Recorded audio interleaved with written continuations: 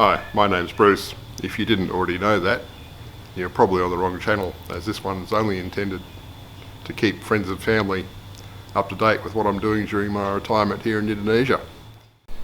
It appears that some of these old Cat5 cables actually die up in the roof. I've had cables that I've replaced the turn off my tester. Cables that I replaced the RJ45 connectors on the ends of several times, and still can't get a good test out of them. One of those is the cable for the southeast corner camera. So I think I'm going to have to pull a new cable for that. So instead of pulling it to this corner, which is now sort of obsolete, we'll pull it down here so I can connect to my primary switch down here, or a PoE injector connected to that single port PoE injector.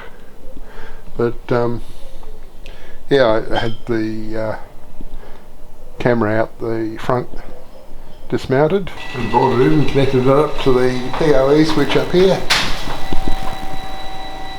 And that didn't do me any good, because it turned out my two PoE splitters that I have here are no good.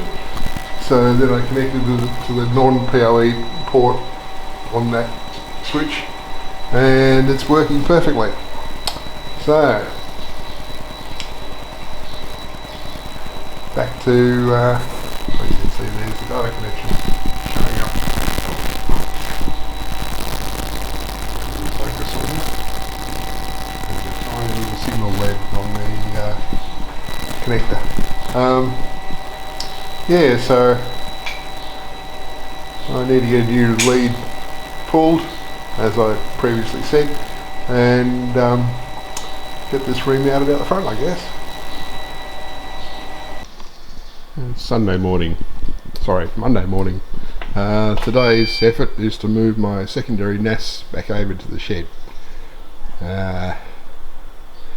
Ideally it's over here anyway, because that way we get separation of the two NASs, so if one of the buildings burns down, the other one's still got a NAS with all my valuable information.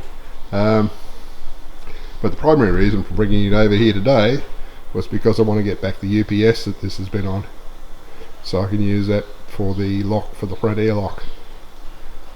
There's the little UPS. I've just got to try and make room for it now on top of this speaker box. Well, that wasn't too traumatic. Strictly speaking, that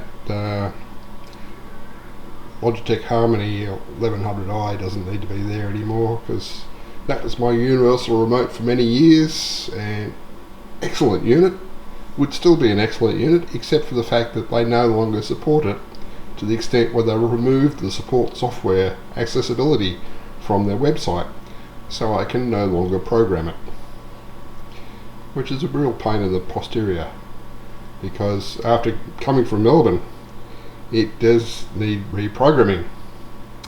The reason it hasn't been reprogrammed previously was because it uses a very specific USB to mini USB cable.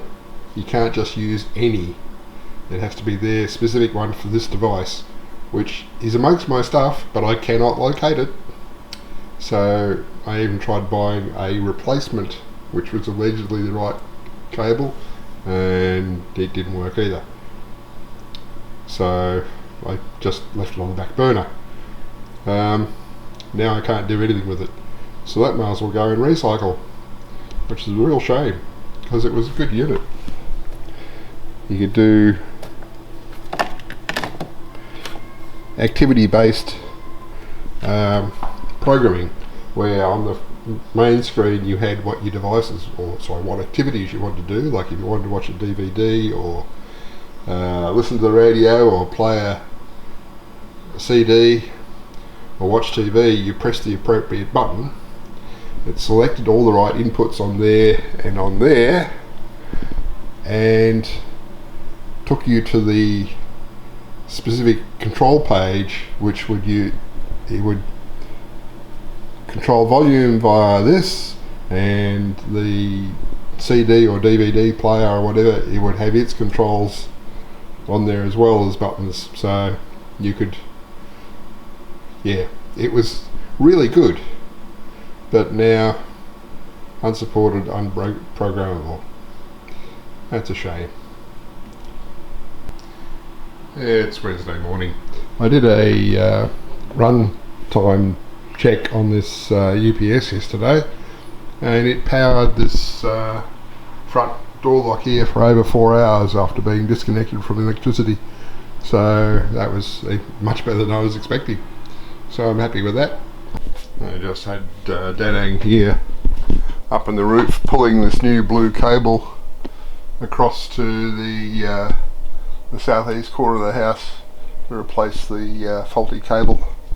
I did learn some time ago the smart thing to do is to put a connector on the inner end of the cable in the box, so that way you can pull the new wire to where you want it, put a tester on it, put a connector on the far end, then put a tester on it, and know that you already had one good end, so you know that if there's a fault it's with the end you just put on, so you just cut that off and do another one. Better approach than cutting a length of cable and then try to put connectors on two ends, find it doesn't work, and then try and guess which end is no good. So I shall put the tester on this end and go and put a connector on the far end. Alright, it's done now. I've put an end on it and tested it and plugged it in down here directly into the switch. I'm not using PoE because I don't have a splitter for the far end that works at the moment.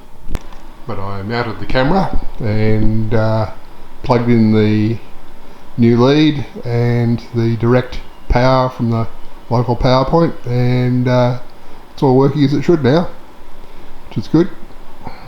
And the camera thinks it's Shed West PTZ, but I need to connect to it with a browser to change that, and when I try that, the camera tells me no, your browser is too late, I need an earlier version of the browser for this to work. So I can't change that name, it's just going to stay that way. The OnVIF app and this CMS app, neither one of those will let me change the designation of the camera itself, but I can live with that. It's Friday morning and I haven't been down to the rice factory this week, so I figure I probably should see what's changed, if anything. Well, there's no rice drying going on. The drying floor here has been fully unloaded, so I guess that rice has probably been processed through the polisher. The door of Bendy's house is open, so I guess Jemima's probably in there doing her cleaning. Open at both ends actually. The wood pile hasn't diminished, so I guess they haven't used that much anymore.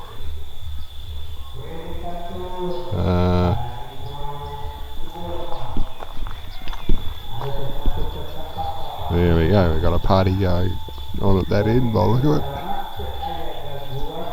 It looks like this pile at the back here has grown even taller, so that'll be further over the fence. You can see even the leaves of the tree are covered with the dust from this. That really needs seeing to. There's a government office in that direction about a kilometre away. If that sound is coming from a kilometre away, they have the volume turned up way too far. Don't need to be that loud. But anyway, yeah, so Jemima's in there washing the floor currently, or mopping the floor. And I looked at the new fridge and washing machine that we bought there. I just wish Bendy would move in. Just thought I'd check on my cocoa trees to see whether there's any more pods coming. Dadang hasn't pruned this one to open up at all, so it's a bit hard to see if there's anything in there. This one over here, I can see 2 pods. There's that one which is coming along. It might actually be a stunted ripe one. There's one that from the colour of that looks like it might have died off. But there's flowers along the stems where there might be others coming in the future, like tiny little guys here.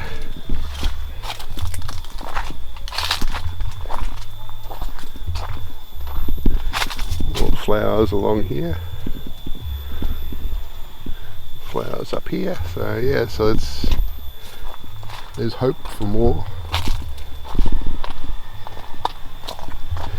flowers on here.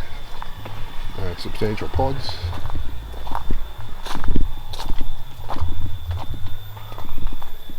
On here, which has been the most productive one so far. I don't see any pods currently. Anyway, that's the state of play at the end of this week. I shall get this video put together and uploaded, and then I'll go on with another little task that Jabita's given me.